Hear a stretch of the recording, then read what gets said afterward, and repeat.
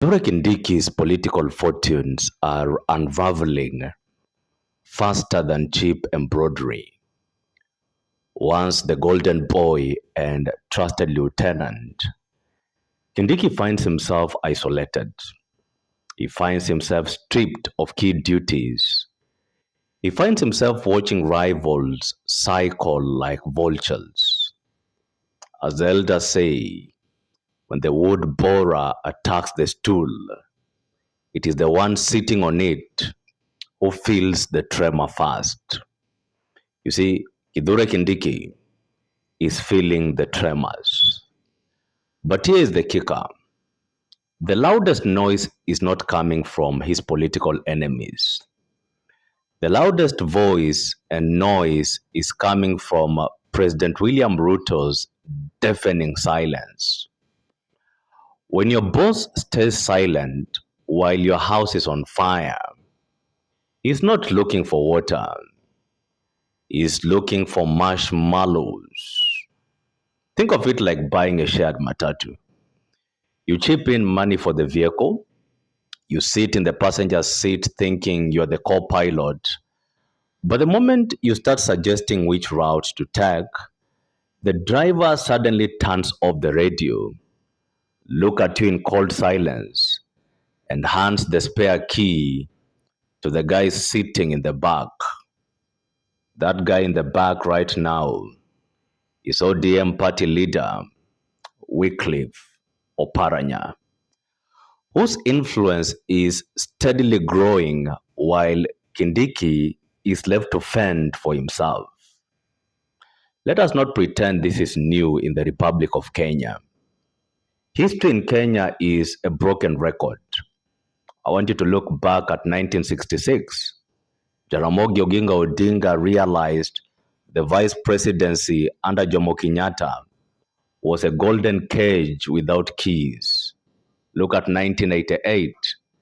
Josephat Karanja was humiliated until he resigned, and he was famously mocked for acting like a co-president.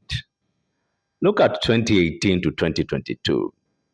William Ruto was cold-shouldered by Uhuru Kenyatta during the handshake era. Now, the hunter of yesterday has become the master trainer of the exact game. Let's ground this drama in the supreme law of the land. Under Article 147 of the Constitution of Kenya 2010, the deputy president is the principal assistant to the president and shall perform functions assigned to him by the president. I want you to notice the catch. Functions assigned by the president.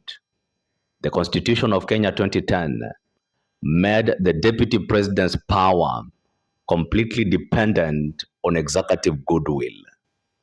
The moment the president stops assigning duties, the deputy president position becomes an expensive constitutional spectator.